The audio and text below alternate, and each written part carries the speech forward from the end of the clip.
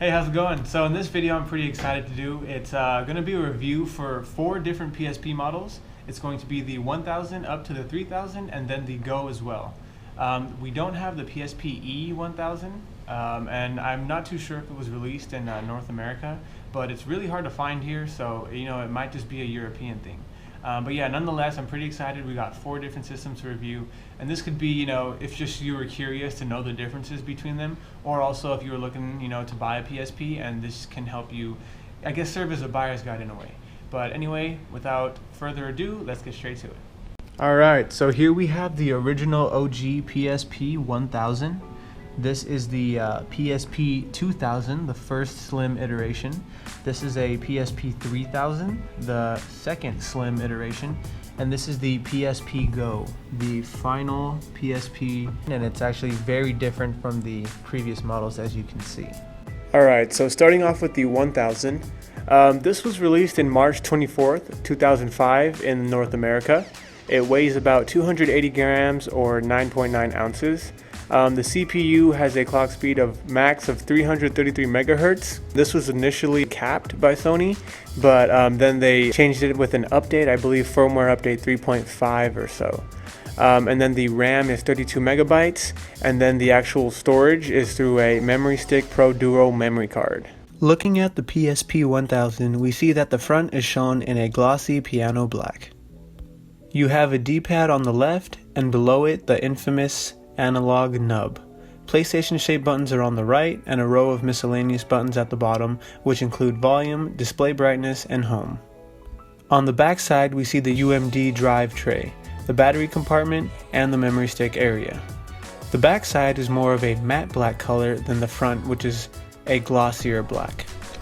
The sides give us our power on, sleep, wake, and hold button, as well as a wireless on-off switch and access to the memory stick compartment. At the bottom, we have the headphone and charging ports.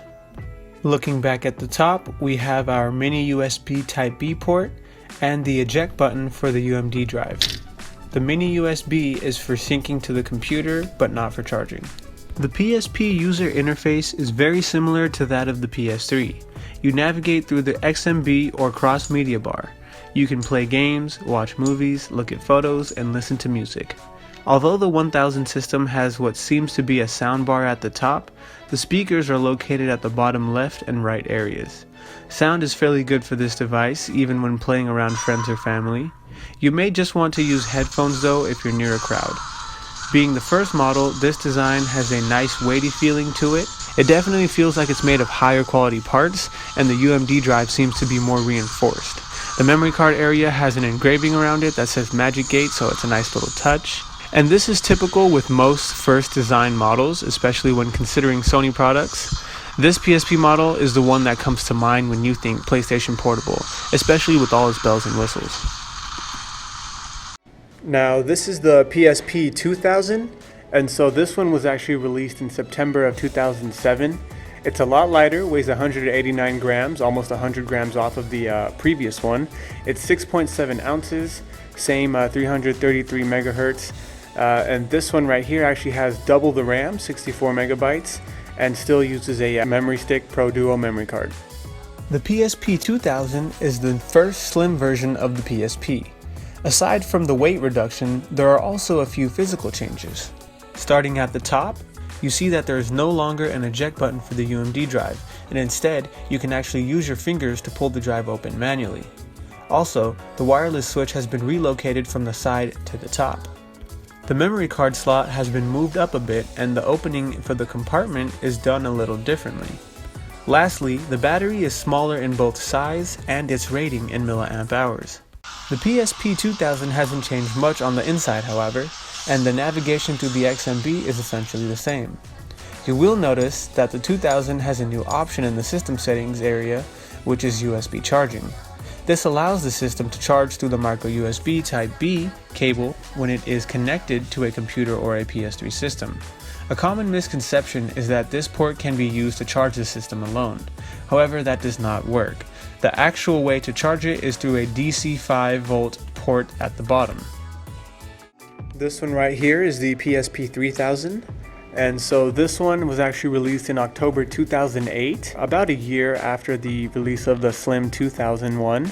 And so the specs are quite the same. They actually run on the same 333 megahertz with the same 64 megabytes of RAM, and the weight is virtually the same. But there are a few differences, and those are actually more shown on the system itself. The PSP 3000 is the second Slim model of the PSP, which has minor changes compared to the first Slim. In fact, side by side, it's often difficult to figure out which was which. The first thing to look for is the logos.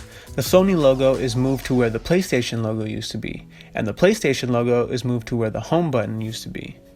This is only on the PSP 3000, as the 2000 and 1000 have the same logo placement. The other thing to look for is a much quicker indication of a model. The ring on the back on the UMD drive is a lot thinner for the 3000 model in comparison to the others. Lastly, the PSP 3000 has more of a curvature to it than the 2000.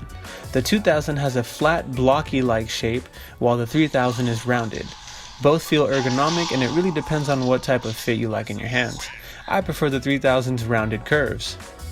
Similarly to the PSP 2000, not much is changed on the inside of the 3000. It also has the ability to charge through USB. However, you will notice that colors may look a little different on this model. And that's because the 3000 is capable of a wider color space than the previous models. You can go into system settings and check this out. And lastly, this here is the PSP Go model. This one was released in October 1st of 2009, about a year after the Super Slim, or the 3000.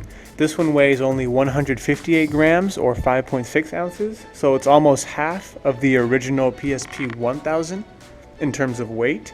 This one has also the 333 megahertz CPU, 64 megabytes of RAM, but this one actually has 16 gigabytes of onboard storage, as well as a space for a memory card, but the memory card is an M2, which is a, I guess, memory stick derivative of the SD card. Finally, we have the PSP Go, which is a major reimagining of the PSP system. The Go is kind of an oddball compared to the rest of the bunch, and that is mainly because its design was centered around the idea of digital-only games. When it's closed, the Go looks sort of like an older sliding phone. You can see the PS Home button on the left side and speakers up at the top. But slide it up and you expose those very familiar buttons needed for gaming. The analog nub is now to the right of the D-pad instead of below it, so you may have to reach over for it a bit. The start and select buttons exist where it seems like there should have been another analog nub for symmetry, and maybe even more gaming abilities. On the sides, we have the power, hold, sleep, and wake button, as well as the wireless switch and the memory card slot. However, the Go does not use the same type of memory card as the former PSP models.